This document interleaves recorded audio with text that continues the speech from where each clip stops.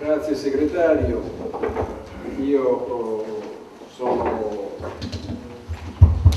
onorato di essere invitato dalla Confederazione Sindacale Sarda per parlare su un tema così importante,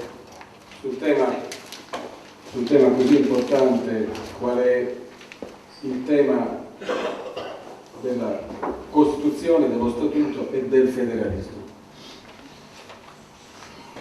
Io vorrei riuscire, spero di farlo, ad utilizzare bene questa opportunità importante che mi è stata data di parlare di queste cose in questo consesso. Io so di non trovarmi in un'aula universitaria di fronte a studenti più o meno annoiati, ma siamo in un contesto dove si fa politica, dove le parole assumono peso e ojalá, come dicono gli spagnoli, o inshallah, come dicono gli arabi, si trasformano poi in cose, in fatti. E allora io vorrei fare un piccolo ragionamento sul problema che noi oggi affrontiamo, sul problema del Statuto, Costituzione e federalismo, che spero, intanto, un progetto che spero di trasmettere, cioè spero che le mie parole riescano a trasmettere il mio ragionamento, per cui che ci intendiamo quantomeno sulle cose che dico. Poi che siamo d'accordo, no, questo è un altro paio di maniche. L'importante è capirci, poi si può essere d'accordo o non essere d'accordo, ma capirci e capirsi è fondamentale. Allora vedete, io credo che, intanto premesso che le mie sono tesi personali, ovviamente, anche quando si leggono i fatti, in realtà ci sono sempre gli occhiali di chi le legge, chi li seleziona e li presenta in un certo modo. Per cui, dichiaro, è una mia lettura personale, nella quale credo, che personalmente sto sostenendo almeno da 10 anni qui in Sardegna, da varie tribune parlate e scritte, con scarsi risultati, scarsissimi. Però non è una buona ragione per... Anzi, c'è da preoccuparsi. Io da cristiano mi preoccupo delle tesi che hanno successo. Sono quelle tesi che vanno male, che generalmente sono quelle buone. Allora, o che hanno problemi. Le tesi che hanno successo c'è da diffidare. Quindi dicevo, questo è il ragionamento. La prima cosa, il primo problema, la prima idea che vorrei comunicare è che dobbiamo non commettere un errore basilare. Cioè, una volta commesso questo errore siamo fregati. E questo errore è stare dentro i termini del dibattito federale così come oggi è impostato in Italia e in Sardegna. Da tutti, dalla sinistra e dalla destra. Dobbiamo togliere la testa da questo sacco, perché, questa è la mia tesi, se non tiriamo fuori la testa da questo sacco, primo non capiamo niente, secondo saremo fregati. E perché considero questo dibattito un sacco in cui non bisogna infilare la testa? Perché a mio avviso è un falso dibattito. Cioè il dibattito non è vero. Il dibattito è vero quando su una certa questione, federalismo, ci sono due posizioni. Oggi in Italia c'è una sola posizione. La mia tesi è che sinistra e destra hanno la stessa posizione oggi. E allora il dibattito tra la sinistra e la destra non esiste, non c'è. Discutono di dettagli. Per fare un esempio che può aiutare a capire, è come quando in un processo si discute di un assassinio non se è innocente o se è colpevole, ma se gli devono dare le attenuanti o le aggravanti. Comunque assassinio è. Allora invece noi dobbiamo spostare i termini. Perché ripeto, se stiamo dentro, se accettiamo questo dibattito, in realtà crediamo di dibattere, crediamo di intervenire in un dibattito, crediamo di dire la nostra. In realtà siamo intrappolati, come dentro le trappole, quelle che si mettono in campagna. Siamo presi dentro, io sono tutti i posti di mare, siamo dentro una nassa, siamo presi dentro e non capiamo più le cose e quindi non comprendendo le cose non siamo in grado nemmeno di scegliere. Ma questo, che è il primo punto, cioè dobbiamo non accettare questo dibattito, e poi cercherò di dimostrare, perché non mi limita a fermare le cose. Se avrò tempo, se avete pazienza, cercherò di dimostrare. Non soltanto questo dibattito non c'è in realtà, perché sulle posizioni è una Ma c'è di peggio, perché vedete, se alla fine tutti fossero d'accordo in Italia su qualcosa che va bene, pazienza. Noi siamo i soliti fessi, cioè non capiamo niente, ci facciamo menare per il naso, ma alla fine il risultato è buono. Non abbiamo capito nulla, non abbiamo capito bene perché, guarda caso si è fatta l'unità d'Italia, siamo tutti contenti, adesso si fa il federalismo, siamo tutti contenti e incassiamo il bonus, incassiamo il dividendo. La mia tesi è che non è così. È che questo federalismo di destra e di sinistra, che con il dibattito finto che c'è, non soltanto ci intrappola mentalmente, ci toglie la possibilità di decidere per noi e per gli altri, ma anche poi ci va in saccoccia, ci frega. Adesso scusate, chiunque abbia esperienza, io ho cominciato ai 60 anni con esperienza più giovani di me, ma quando è che si frega qualcuno per fargli delegare? Se si cerca di non far capire cosa a qualcuno è che non si può fregare. Allora, la mia tesi è che dobbiamo togliere la testa da questa discussione perché non c'è e perché questa discussione ci porta, ci danneggia gravemente. Allora dobbiamo trovare altre soluzioni scientifiche e politiche. Prima di tutto voglio provare rapidamente a dimostrare come egualmente questo dibattito in realtà non c'è per una posizione unica. Allora, per fare questo possiamo partire non da testi scientifici, non da ponderosi libri che si trovano nelle biblioteche con la polvere, dove ci sono questi studiosi che stanno... No, partiamo da Nuova Sardegna, anche perché i fenomeni sono recentissimi. Cioè, di qualche giorno fa c'è stata l'approvazione alla Camera di questo cambio, di questo primo progetto di riforma costituzionale. E quindi c'è subito l'eco sulla stampa. Io sono andato dal capo di sopra, il capo di sotto legge l'Unione, il capo di sopra si legge l'Unione. E prendiamo la pagina della Nuova e vediamo la registrazione del dibattito così come lo fa la Nuova. Allora lì troviamo due posizioni, ovviamente, la posizione di chi è a favore e la posizione di chi è contro. La posizione di chi è a favore è il ministro Calderoni, il quale dice benissimo, è interessante, leghista, visto per le riforme, dice grande successo per il nord, prima di tutto, grande successo per il nord. Però non soltanto per il nord, anche per il sud, per il centro e per il sud e per l'Italia tutta. Questa è la posizione, finalmente abbiamo il federalismo.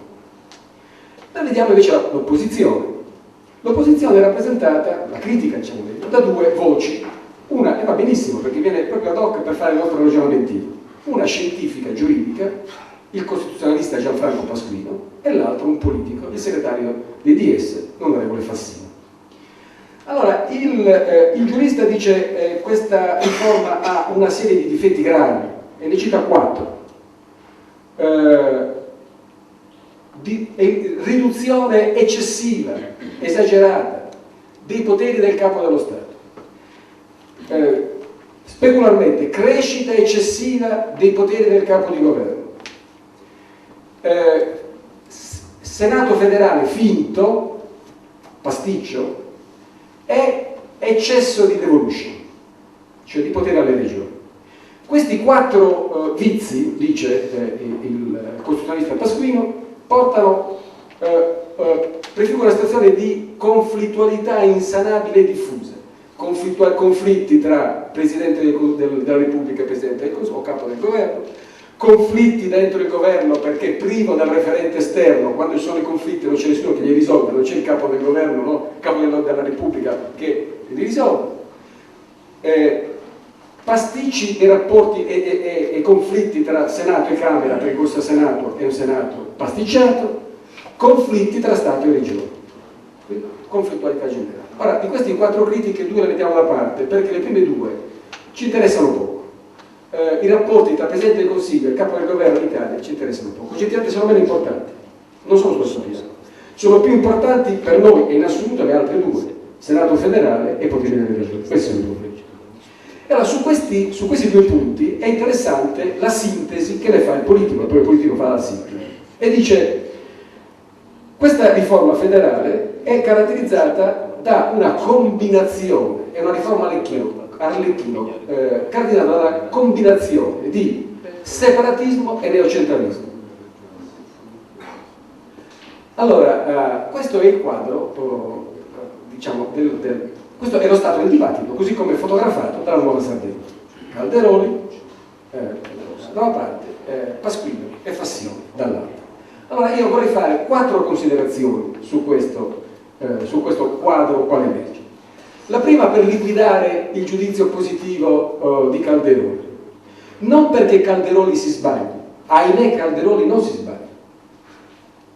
Solo che Calderoli, che lo sappia o che non lo sappia, penso che non lo sappia perché mi dà l'impressione che sia piuttosto grezzo lui come i suoi, diciamo, accoliti, però che lo sappia o che non lo sappia, la sua forma culturale è tale per cui ciò che lui ritiene che sia buono per il Sud è quantomeno da evitare come la peste. Cioè il tipo di approccio che ha la Lega, e Calderoli fa parte della Lega, dei problemi del Sud è tale che se da quella parte dicono che questo rimedio è buono per il Sud, abbiamo ottime ragioni per evitarlo accuratamente. Invece merita soffermarsi, con 3 considerazioni, sulla critica Pasquino-Fassino e soprattutto sulla sintesi politica di Pasquino alla riforma. Allora, Fassino 1 dice combinazione di separatismo e di centralismo. È vero, è così.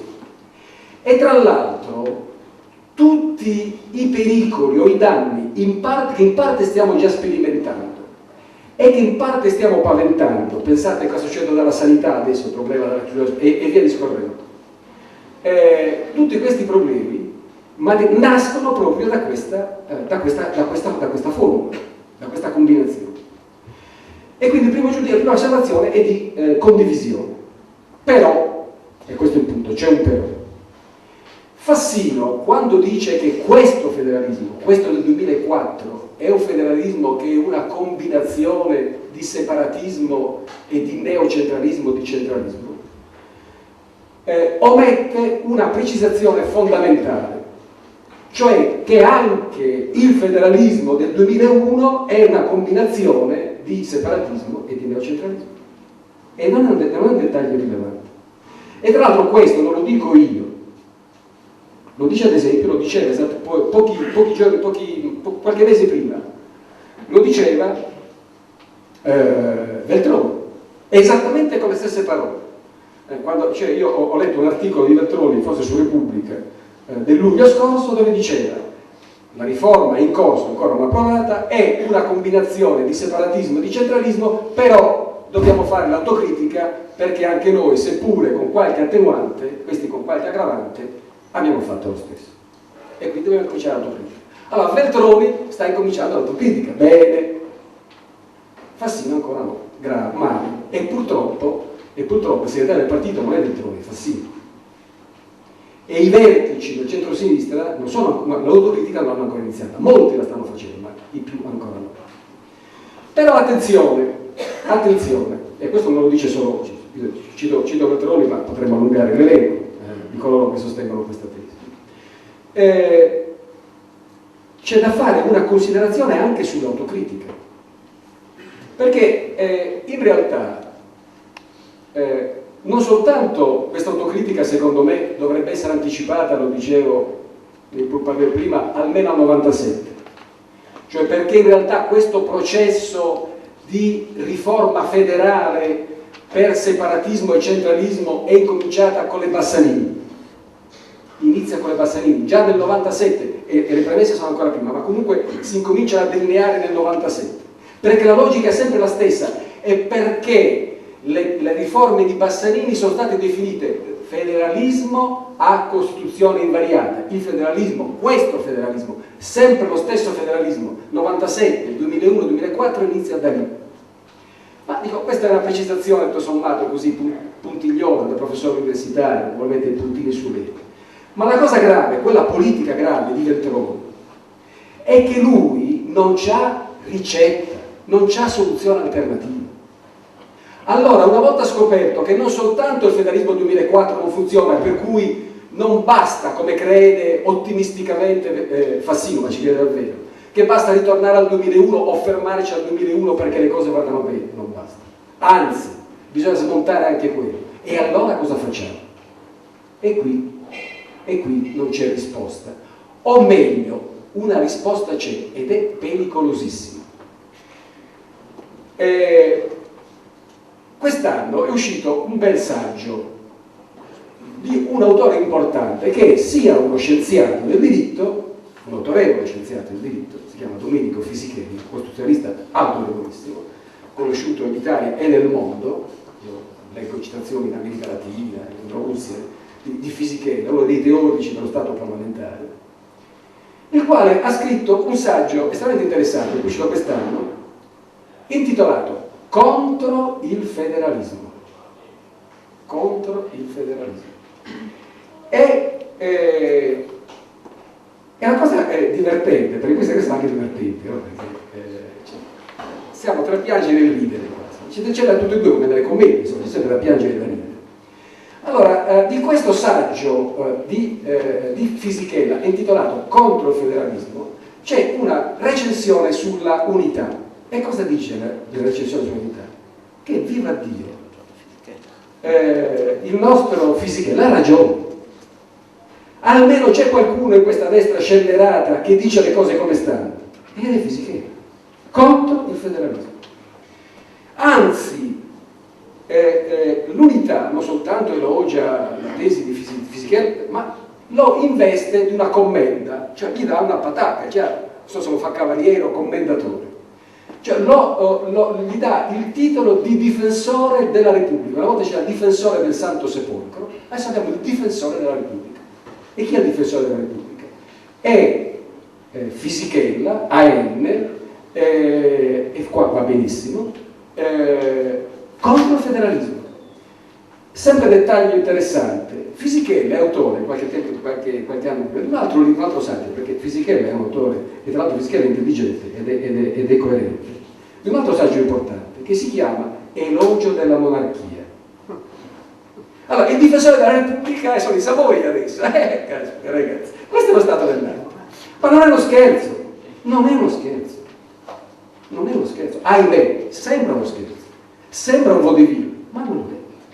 Questo è il dibattito nel quale noi sardi siamo inseriti, nel quale noi sardi facciamo fare gli altri e poi siamo, salvo stracciarci le vesti sempre dopo, una volta che ci accorgiamo che fa male. Questo è. Allora io dico e ripeto, Fisichella ha torto, scientificamente, lo dico da giurista e sono pronto a sostenerlo da giurista più di Fisichella, perché sono giurista romanista, lui è costituzionalista, io faccio diritto romano, e quindi chi ha inventato il diritto sono i giuristi romani, e quindi sulla definizione della scienza giuridica io parto da un piano, quindi un po' prima di lui. Allora, anche se vengo da Sassari, pazienza, qualcosa anche dalla Sardegna si potrà pur dire, anche se non viene da Milano. Va bene, allora, Fisichella ha torto, non abbiamo bisogno di meno federalismo, abbiamo bisogno di più federalismo.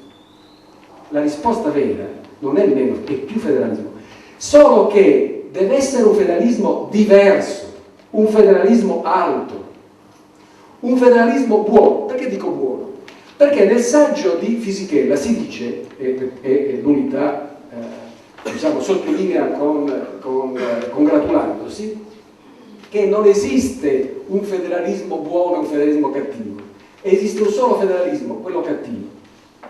La mia tesi non è vera, esiste un federalismo buono e un federalismo cattivo. Dirò di più, esiste un federalismo vero e un federalismo falso, e il federalismo cattivo è cattivo perché è falso, è esattamente come la moneta.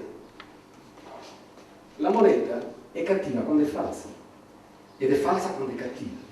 Allora, questo federalismo in cui si accomuna il centro-destra e il centro-sinistra oggi in Italia, e ahimè, facendo le eccezioni personali, ci mancherebbe altro, ne abbiamo alcuni rappresentanti assolutamente autorevoli e illustri, ma però coincidono su questo federalismo falso e cattivo, e che come la moneta falsa e cattiva, come dicevano i grandi economisti Sismondi, caccia la moneta buona e vera. Allora noi dobbiamo recuperare la moneta buona e vera e fare la guerra per imporre questa moneta. E dirò di più, Ma perché non deve partire dalla Sardegna, dalla storia dei sardi? Questa guerra, perché è una guerra? Per imporre il federalismo, tanto per riscoprirlo, perché bisogna conoscerlo, e poi imporlo, il federalismo vero, ergo buono. Perché può partire da Ponte di Legno sì e dalla Sardegna no? Perché siamo sotto, perché a salire si fa più fatica che a scendere. Ma guardate che è una convenzione, non è mica così. Io ho visto una volta nelle sale del Vaticano, ho visto, c'è tuttora, penso che l'abbiamo cancellato, sono conservatori questi cattolici, sa che sono conservatori. C'erano una serie di affreschi con tutte le province allora del grande orbe, del grande mondo cattolico, e c'era anche la Sardegna.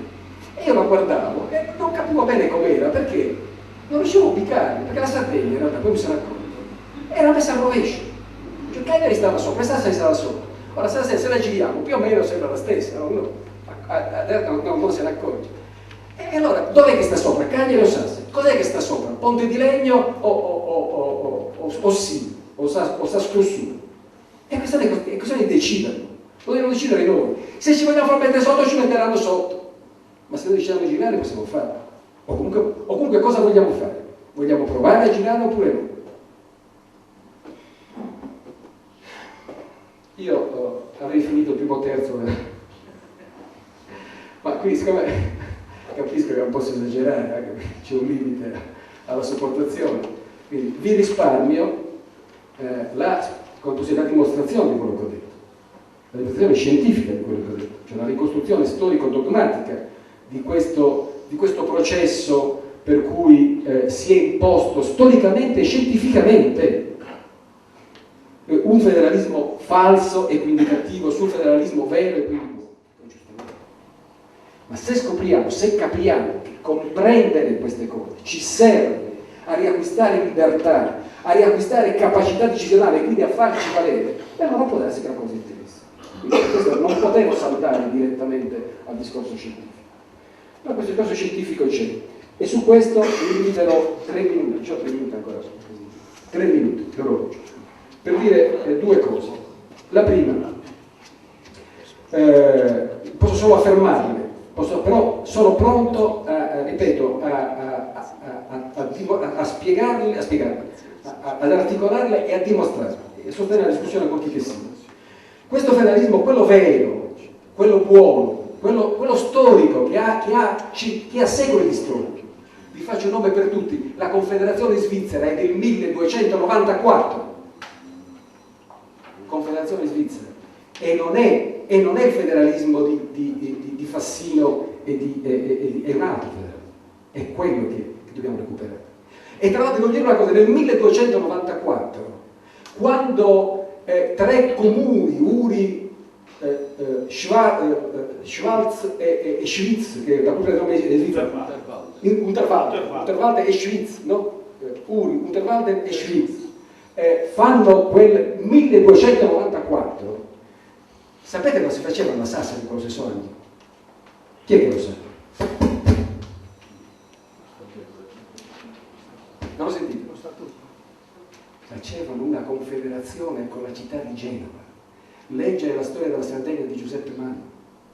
Allora voglio dire, era un fenomeno europeo, le città si federavano. Poi lì ha attecchito, come la parabola del buon seminatore, no? Ci sono i semi che attecchiscono, quelli che magari li attecchiscono, poi i rovi si rimangono, i rovi si sono mangiati.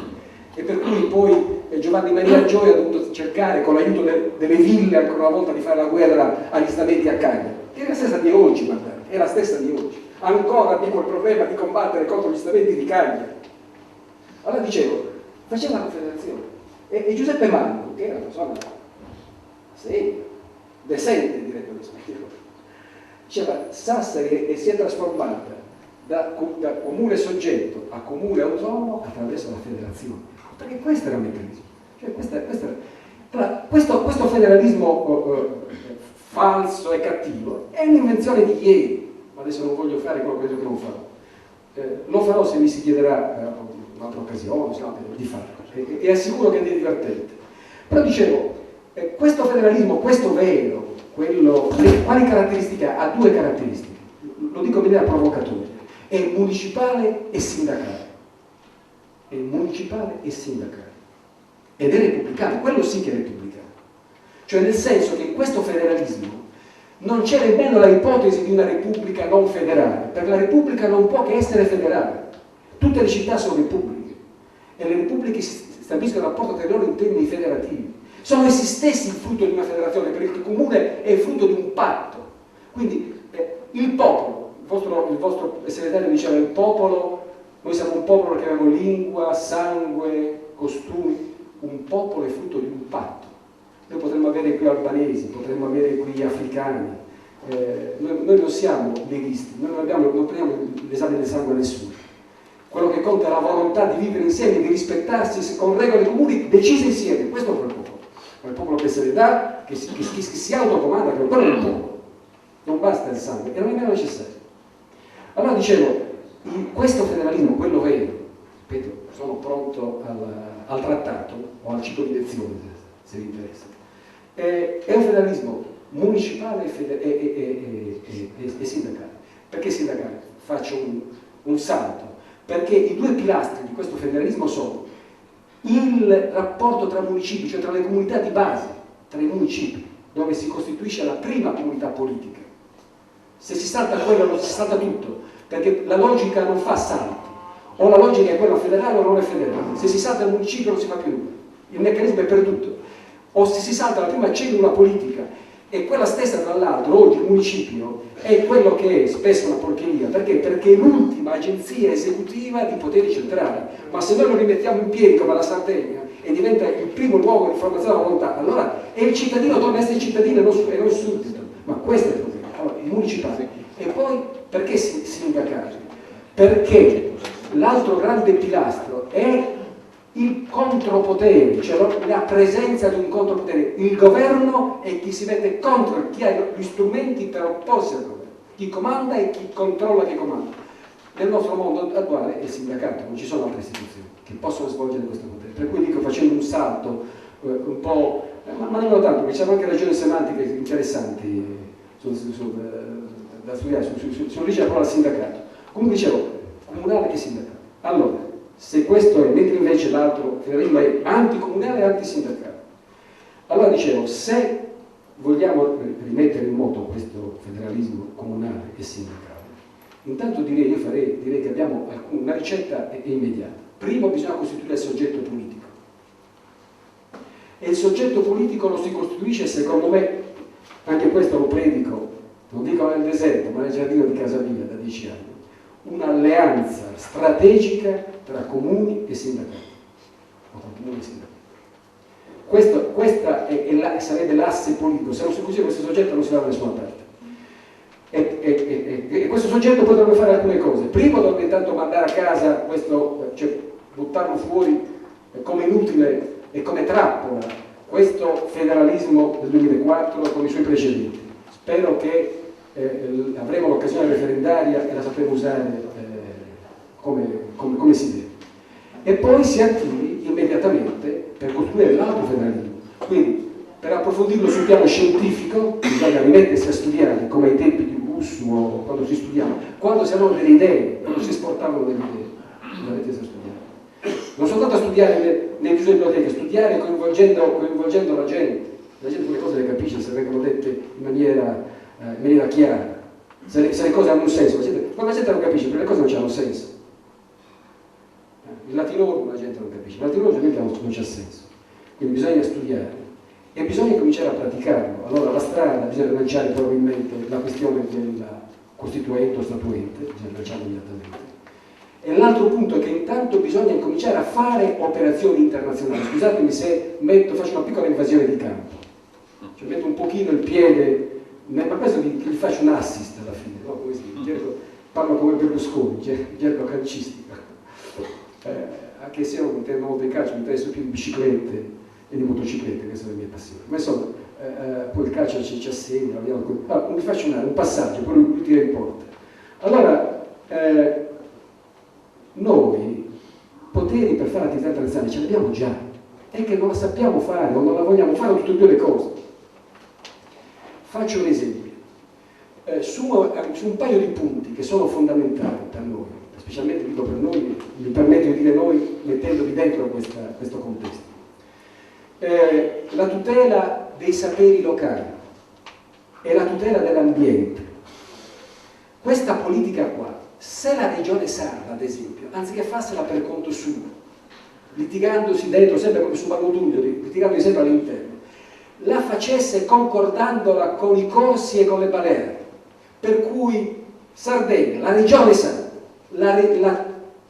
come si chiama? La collettività territoriale Cosa, la 7-6, la regione Cosa e la regione delle Baleari incominciassero ad avere una politica comune su alcuni punti fondamentali per l'economia e la difesa dell'ambiente, del territorio. Avremmo fatto la rivoluzione, la Costituzione invariata. Che problema c'è?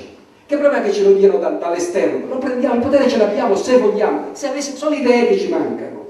È l'abito mentale, è sempre l'attesa che ci arrivi dall'esterno. Noi abbiamo, come dice il Dio, una costante resistenziale. Prima vogliamo essere aggrediti, possibilmente violentati, e poi gridiamo.